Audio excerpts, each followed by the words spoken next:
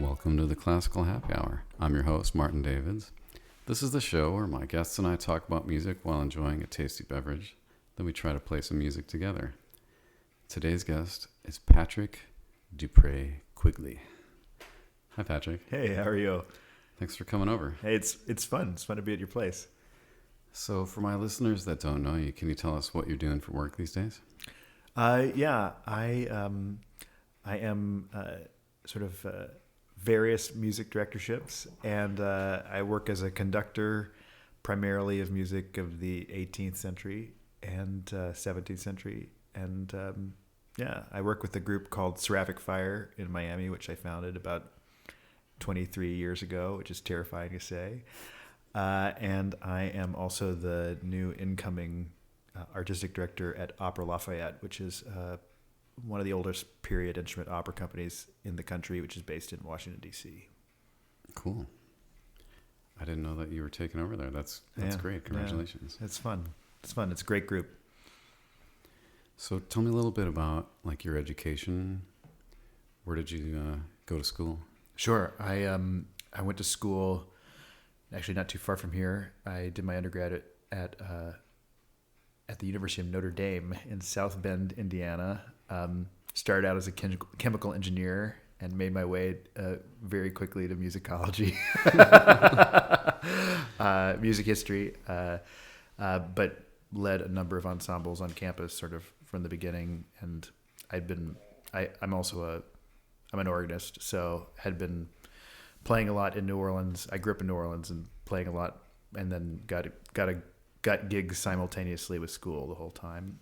And so, worked there with a number of great people, and then went and did my conducting degree at Yale, and was there 2 years. And then the rest of education was sort of founding groups and making my mistakes and learning from them, hopefully. That's a good way to learn. Yeah. So was your family musical? Yes. So like they sang, and my dad played piano by ear, and like we were required to sing in church. But they were also hippies-ish. So I think like when I was 4 or 5, they put me into an Orff studio, and had me. I didn't realize back then how fascist it was, but learned to play little xylophones and recorders and real rhythmics and dancing, and started playing piano around 6 or 7, and had the good fortune that my piano teacher was also my chorus director in grade school. And so like at my second chorus rehearsal, she handed me a keyboard and said, "Go teach the altos their part." I was like, "What? Am I an alto?" So In second grade, probably. Yeah, right? this is I think this is like 6th grade, I guess. And and so sort of started playing for groups, and then as an accompanist, and then pretty quickly had another teacher who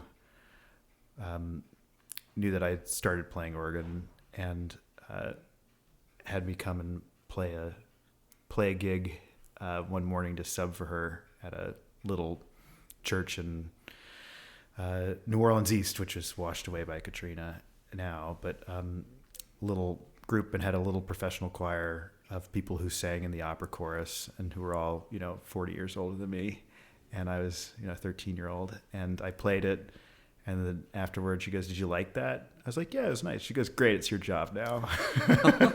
She's like, "I don't want to do this anymore." Oh my God. So that's sort of. I mean, I think that I probably learned more from those 6 people, who sort of for the first year were like, "No, don't do that, don't do that, no, don't do that," and then I sort of getting paid to like rehearse and perform. It's sort of an addicting thing, and with people who want to do it and do it out of joy and do it out of love. So, that group of 6 singers, I think 3 of the 6 were related to each other by either marriage or blood, and they taught me everything I know about like chamber music and ensemble, and like how to lead a group of people who who know probably more than you, and but to still be helpful to them, to be sort of a servant to the cause, of making everybody like be in the same place at the same time.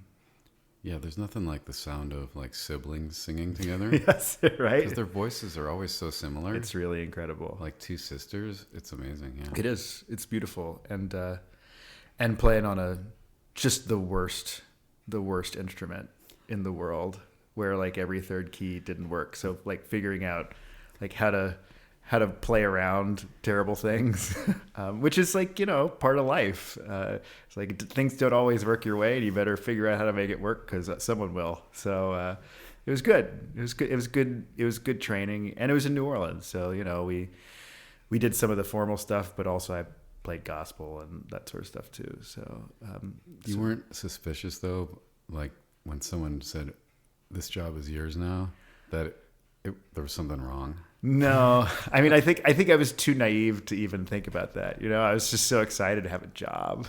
Like I'd been playing a Catholic church on Saturday nights, where they paid me, like I would get done and I'd walk into the sacristy and the priest would reach into the collection and like would give me 20. And then this place paid me $75 a week, and it was amazing. And it was better music. And I had a choir to work with. And so it was awesome. And you were like kind of the boss? In the way that a conductor is the boss. I think that if you're a good conductor, you're really only the boss because you let everyone else be as much of a boss as possible. So I learned that too, to sort of like, I think it put me strength through weakness, allowing yourself to be vulnerable enough to let everyone else have a hand and a hand in shaping. So yeah, and they were powerful personalities, and so learning how to harness each person's individual energy to do that.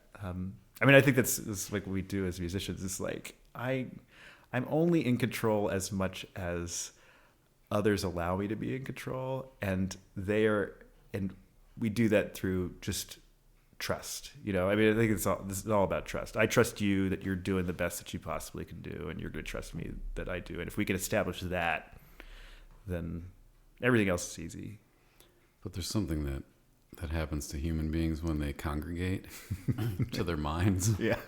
And then if there's a person standing in front of them trying to wrangle them, yeah, it's a skill. Yeah. Again, I think that I think of the people that I know who led people. And it's even like, you met my terrier, Red, the dog, earlier today, and she only a terrier really only lets you think that you're in charge. But they're most willing to be led if you are loose on the leash. If you're tight with them, they're just going to struggle.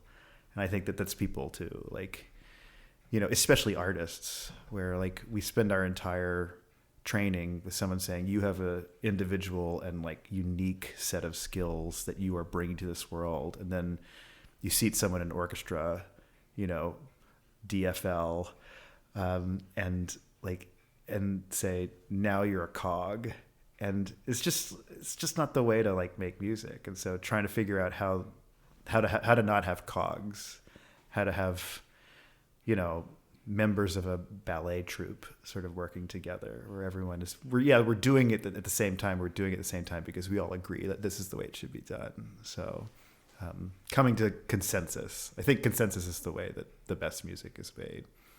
I don't know, maybe, I know that some people would say consensus is the way to get planned music, but I think that that's not true. Like, I think you can get like the most passionate and inspired music through friendly consensus.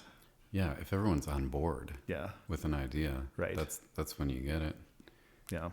When there's no fighting and no one's feeling like they're not heard. Right. That kind of thing. Yeah. And even people deserve to be heard even when they're wrong. It's, cause like it sometimes it allows us to be like, oh, well, we really shouldn't do that. I mean, that's something to listen to as well. I don't know. It's like we're getting pretty deep pretty soon. So. All right. So, growing up, what job did you want to do? I think for a little while I wanted to be like a marine biologist and play with dolphins. I mean, like he's a gay kid. You're like, that would be fun. Play with dolphins. I mean, I think that, I don't know. I grew up mostly doing music and theater, but never really thinking that was what smart people did. Like I went to like these college prep high school, and it was all about some sort of whatever high schoolers feel is intellectual superiority, and also did, speech and debate and these sorts of things. And everyone was like, I'm going to be a lawyer. I'm going to be a doctor. I'm going to go out and so I think I sort of bought into that. But always knew that, like, I think that and even had these discussions with like parents and friends that like, well, I'll do this, but I'll always have a group that I work with or perform with, or that'll just be the thing that I do on the side. And then sort of quickly came, I don't know, my first semester of college, I was taking I was like 6 weeks into a calculus class and looking at the clock, and I said, like, I started the sentence in my mind, which was like, well, there's only like 4 weeks left in the semester. So if I make it through that, and there's like an ellipses, and then said, I can do this for the rest of my life. I was like, yeah, I don't want to do that. And so I was like, oh,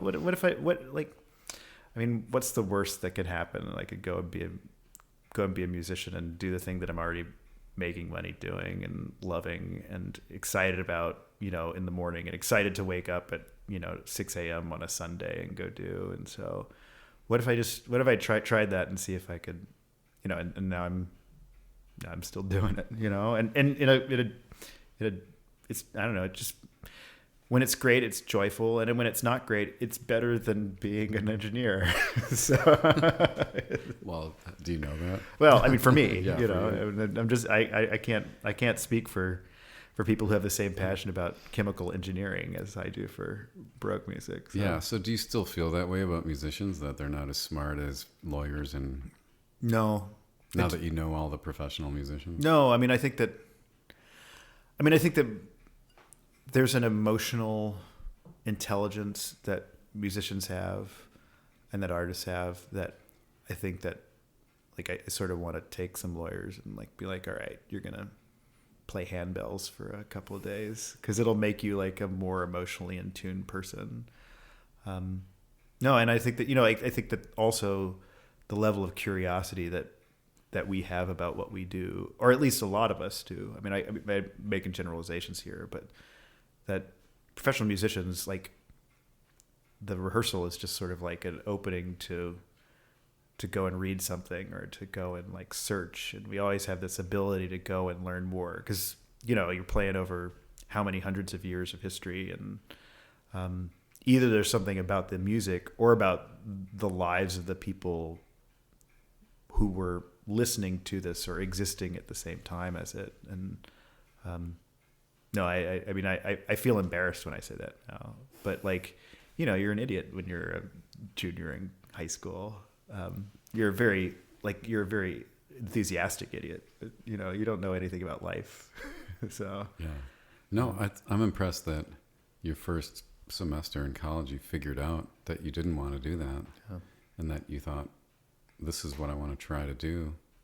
Yeah. I mean, I'm lucky that I have parents who I think started out doing things in life that they didn't really want to do, and like quickly changed that and really encouraged that in myself and my brother, and like that they were just sort of like, happiness is the important thing. So if you're someplace and you're not happy, you gotta reevaluate.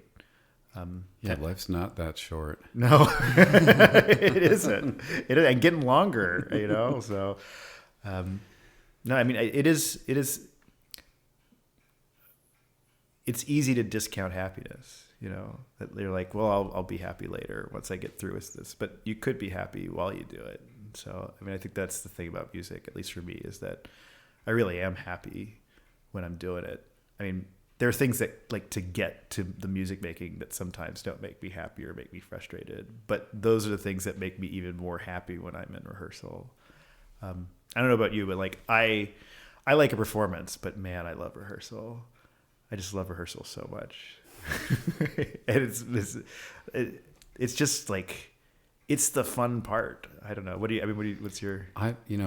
In rehearsal, you get to try out a lot of things. Yeah. And figure out what works, what doesn't work. I mean, sometimes it feels like work.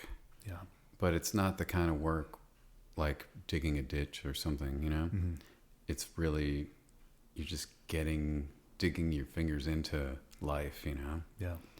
and creating something with people that you like, hopefully. Yeah. And the concert, you're just sharing it. Right. So, Here's the work we did. Yeah.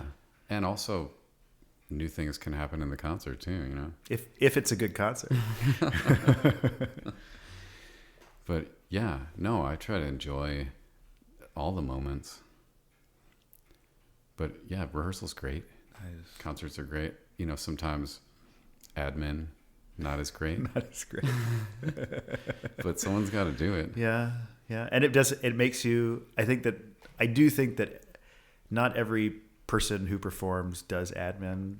And I do think everyone should, because it gives you a deep appreciation of what it takes to actually be in that rehearsal room or be on that stage. Like, to get there is thousands of hours more of just like, shoveling gravel into a pile.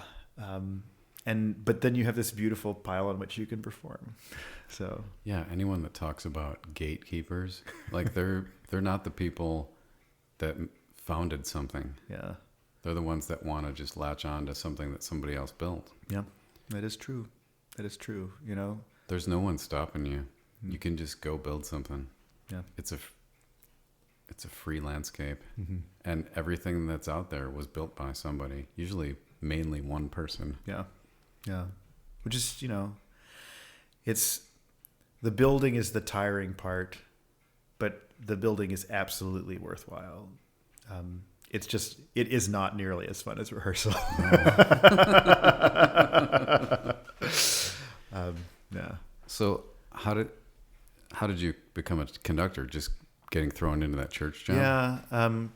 I think I was always the kid who was like, let's put on a show, or like was organizing, even like as a 6-year-old, organizing my cousins to like, okay, you're going to play this part and you're going to put on this wig and we're going to do this thing. I was always, I was like, hey everyone, we're going to do a show. And, I think my parents after the third time that were like, all right, okay. But didn't realize like what that meant and where it was going eventually. So yeah, I that, and being in band in high school, and playing and running a section, and those sorts of things, where you're just sort of like, bit by bit you realize like some people are great performers, and some people, I don't know, I think I'm not like a sprinter, or a pole vaulter, but I'm pretty good at the all around. I think that's what I think conductors in general like find, that enough quality and then can do enough other things that you bring it together to be able to like, and if you're good, you can hopefully, you used to be able to like beat people into submission, but that's not terribly effective anymore, and probably wasn't very effective then, but it was allowed. You can, through like your enthusiasm for the various parts of it, you can bring people along and be like, get people to join. Someone has to be a Pied Piper, and I think that's what a conductor really does. It's like, that's your portfolio. Yes, isn't this fun? Don't you want to do fun things, or do you want to do boring things? Come do fun things. Yeah. Well, we talked about on the ride up here about people would rather be inspired than cowed into submission. Right. Yes. Yes. Carrots rather than sticks. So if you weren't a conductor, is there something you'd want to do? I would love to be a writer. I did a little bit of writing. Like novels? No, commentary or essays or that sort of thing. I like short form writing. I'd love to. I mean, I'd also love to be like a house husband and just cook every night, and some people have fly fishing. I have cooking dinner. If I could cook three meals a day and sort of do that thing, I think that would be fun too. I don't know. I just a lot of things. I sometimes I think that there's fun. You just gotta. Who knows? You're like, I think I'm 40 years into like the musical journey, and so it's hard to think about what would actually be fun rather than what have I romanticized. That's true. Yeah.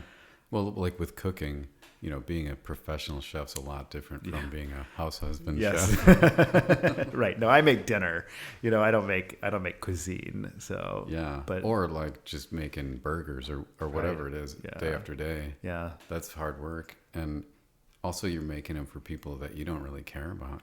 Right. It's like giving a massage. Like it's easy to give a massage to someone you like, but if it's like somebody that you really don't like or yeah, but I mean, we perform for people that we really don't like, and so I mean, imagine it's sort of a similar thing, which is like if you love the act, if you love the process, I'm sure it doesn't even matter who it is. Yeah, you don't have to touch them. Right. I don't know what type of concerts you do, but I mean, mine. After the show. Right. Exactly. So, like, what do you love about being a musician? I love the ability, I'm an empath. Like I really feel things deeply, but I often find it hard to express those things in words, either through embarrassment or shyness, or like worrying about what the other person will think when I tell them that. And I don't ever feel self-conscious about doing that through music. That I can express like the most true parts of who I am without having to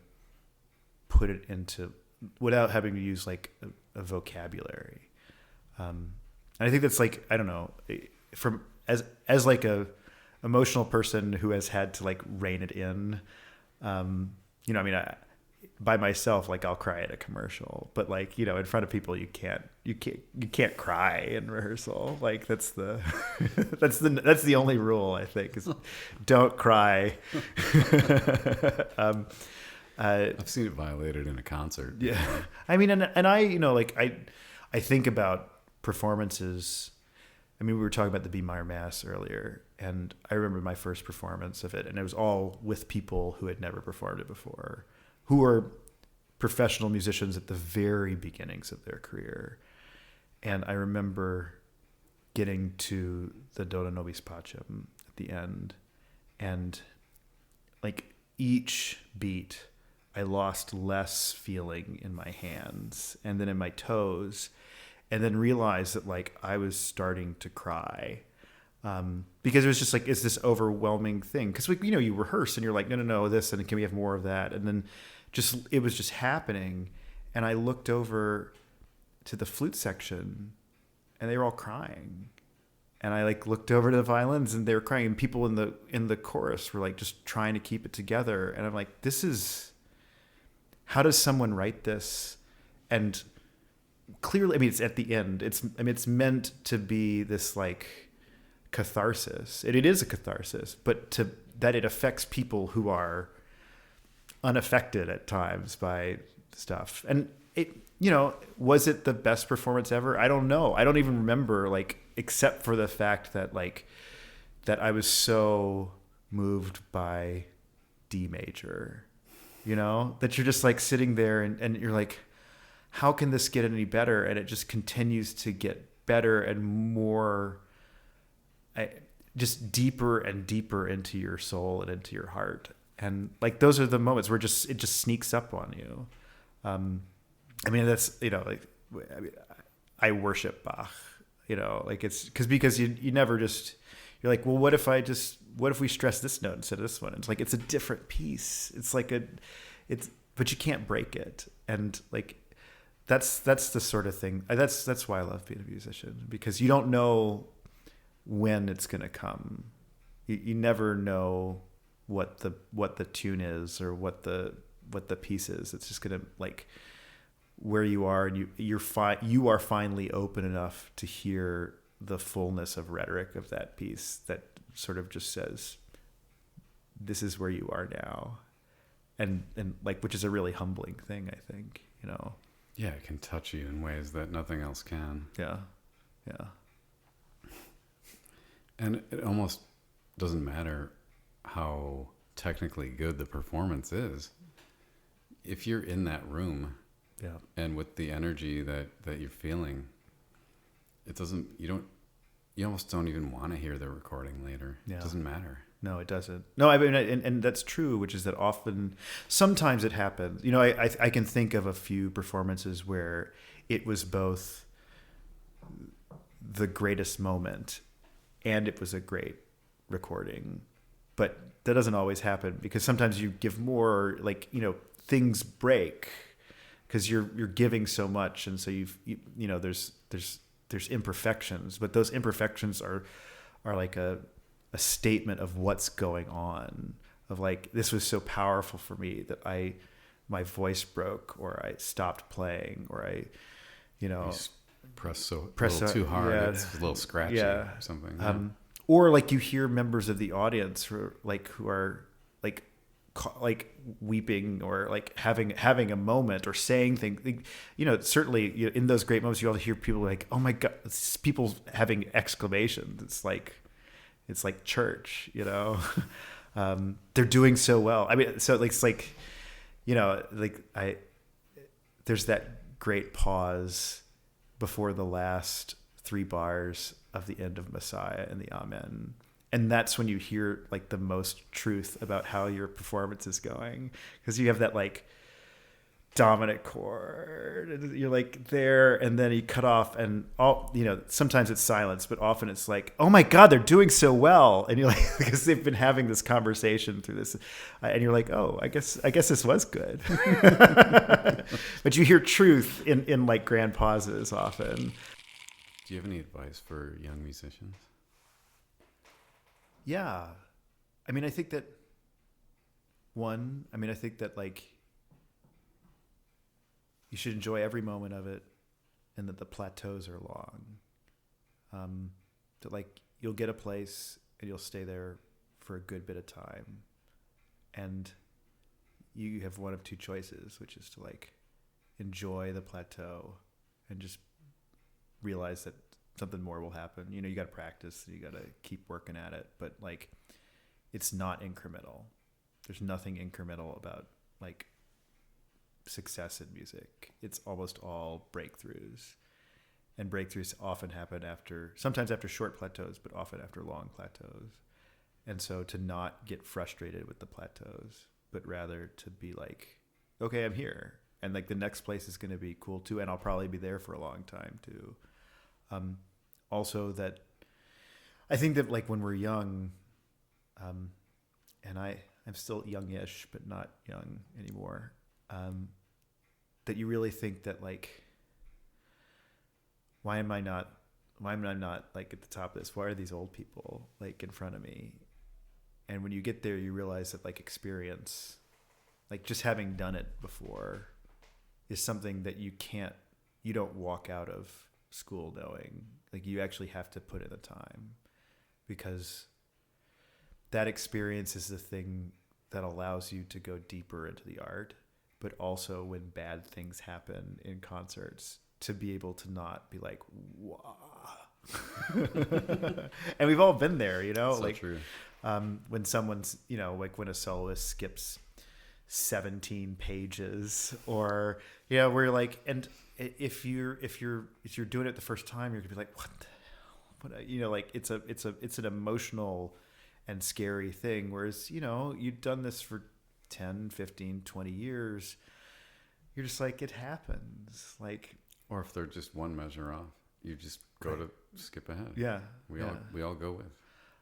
Don't say anything. No, it's not remarkable. It's going to happen Maybe again. a couple people noticed, but a lot of people probably didn't. Yeah. And also I think that like you have to be as accepting as possible about your colleagues' faults, because they are going to have to be as accepting as possible about your faults. And as much as the invincibility that we have when we're in our 20s and coming out, and it's like, what are we doing today? Let's just do another. I have no faults, because that's what my teacher said. And now I graduate. I have a degree in this, which means I have no faults. Whereas, the people who've been in the band for 25 years know their faults, but know when they have to to play team ball with someone else. And they're like, I'm not great at this. I'm gonna hand it over to someone else. And when they're not great at something, I'm gonna carry their load for a little bit.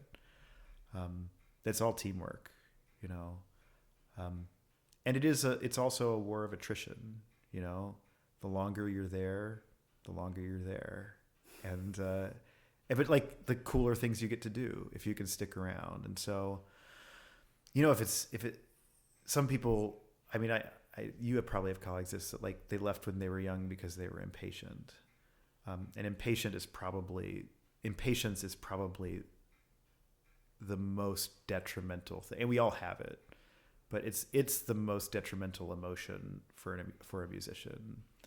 Cause think if Haydn had been impatient, and was this symphony thing. All right, I've done 40 of them. What else can I do? I'm done with this. But he kept going. And I think that's the patience. You got to be patient. It's the same thing about the plateau. Be patient in the plateaus. Enjoy it. It might last 5 years. It might yet last 10. But then it'll change. Things will change. But if you don't like it, go plateau somewhere else in another business and see if you like that plateau better. Because it's really it's living in a plateau, This is my plateau for the moment.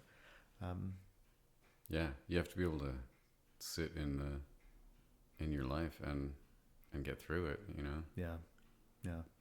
I mean, it's sort of a life. I mean, I think it's a life lesson too. But you just got to be patient. Got to be patient, and things happen. So, do you have anything cool coming up you want to promote? Let's see. I have a really good season coming up with Seraphic Fire. We decided to go a different route this year and turn our season into instead of just being a presentation of subscription concerts, to make it into an adult education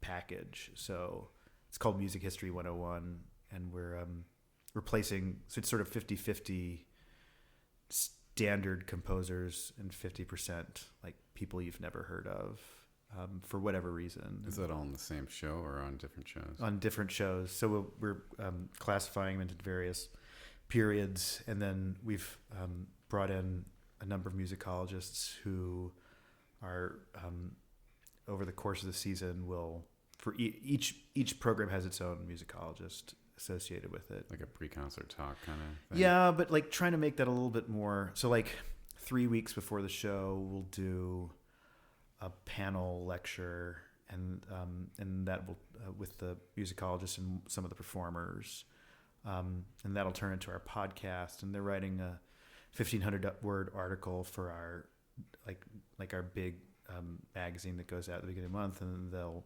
at the beginning of the year, and then they'll write the program notes as well. And it's trying to make it so that, there are a lot of people out there who really like music, but don't know a lot about it and want to know more. But often our concert, we as musicians assume that everyone knows what we know. And just to even the most informed concert goer is probably less informed than just the general musician in an ensemble.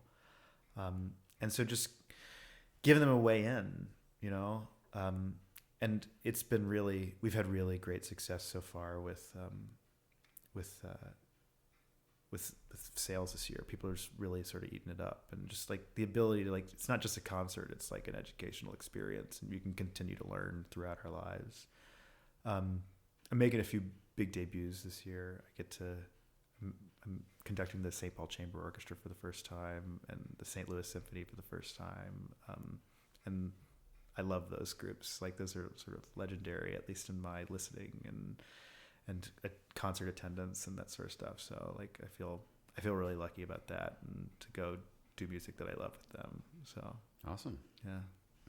Okay, so is there anything you want to ask me? What's the most interesting thing you have in the next month? Doesn't even have to be musical. I mean, I'm just trying to make it to the end of the season.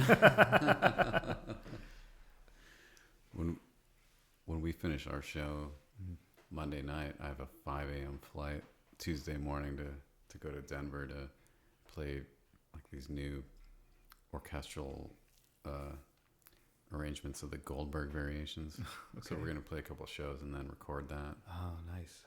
So that should be pretty fun. That is. And those are really nice people I like playing with and hanging out with.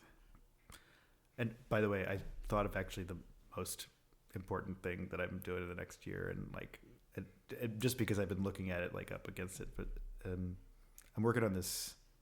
It's been a year transcribing this work by a fellow New Orleanian, Edmond Dédé.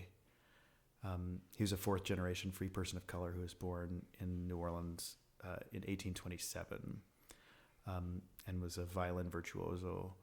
But when in 1855, in the lead up to the Civil War, he fled New Orleans and went to Paris, where he studied at the Conservatoire with Adolphe Adam, who wrote Giselle and Oh Holy Night. Oh Holy Night, I was going to say, yeah. And then was pretty immediately hired in Bordeaux as the assistant at the Grand Théâtre, and then the chief conductor composer at the Alcazar Theater, where he was for the next 38 years and wrote about 100 pieces for the stage. And his capstone work, his B minor mass, was a piece called Morgiane, or The Sultan of Isfahan. And it's a 4-act French grand opera that he wrote in 1887, which he died before it could get produced. And it's actually Has anyone ever done it?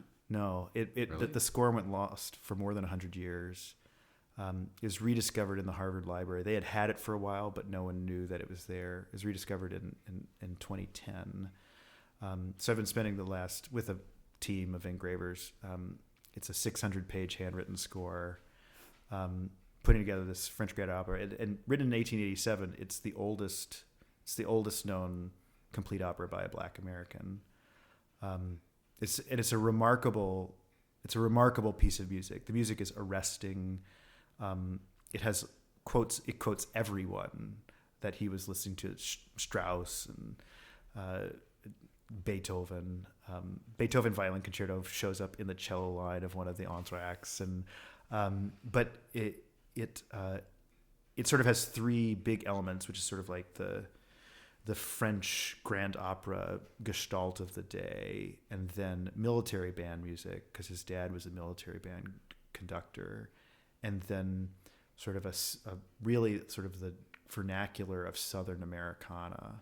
From he and Stephen Foster were born the same year, and that thing that Stephen Foster sort of copied, he's writing in an authentic voice, and he combines all three of these into this, those three things are three very important elements of jazz, but jazz doesn't even develop until a number of years after this. And so it's a remarkable So you're making a score of it, but are you performing it too? Yeah. We're gonna premiere it in New Orleans in January of 2025, and then with the Louisiana Philharmonic, and then bringing it to Opera Lafayette, and we're gonna do it with the Period Orchestra of 1887 Bordeaux. Finding Offa Clyde players and things, but on gut, and with like keyed horns that also change crooks, and I mean it's fabulous music. Sounds awesome. It's just it's like a sound world that just we we don't ever play in as period players, but it's so much less homogenous than what we play in now, with instruments that like play in every key perfectly and don't have different colors. And this is just before the standardization of all of these instruments, and the standardization of key and pitch. And so like we're right on the edge of like, Yeah, what pitch are you going to use? I think, well, we're going to use 440 because it was 435 was what France was sort of mandated to be playing in, but Bordeaux was playing in 440 and like in the 1810s. So it's modern pitch. I mean, but it's also late 19th century Bordeaux pitch. So you're all going to drink some Bordeaux before rehearsal? I hope so. Yeah, hopefully sponsored by Bordeaux and its winemakers. So yeah, but I think it's probably the most important. Being a New Orleanian, and I think it's probably the most important like piece of music I've ever been involved with, just from the ground up. It's a cool thing and an honor to be able to do it with my partner Giovanna Joseph, who runs Opera Creole in New Orleans, and she's a descendant of the community that brought out Day Day, and this group of composers called the Creole Romantics, a whole set of composers that came out of New Orleans and then went to France, who were free people of color in the second half of the 19th century. It's great, yeah. People need to hear about that, and I want to hear this music. Yeah, it's every day I sit in front of the computer. I'm like, wow, how do we not know this? This is like so awesome. Yeah, what don't we know? Yeah, well, probably more than we do. So, yeah, I mean, this year I'm excited about a lot of stuff. Like, I recorded a couple albums in January, and I still have to edit them and get them out, and wrote some music that I wanted to hear, and it's just everything's awesome. This year's amazing. Yeah, it is. I mean, like 2 years out from the pandemic, and we're like, oh, real life is awesome. Yeah. Like what would make us believe that it wasn't? We didn't realize it beforehand. You take it away from us for a while, then wow. Totally. Anyway, thanks for listening. Please subscribe to the podcast and give us all the stars on Apple Podcasts and Spotify and wherever else you're listening. You can get my arrangements on www.bachfor2.com. And we're going to take a little break and then play something. We'll be right back.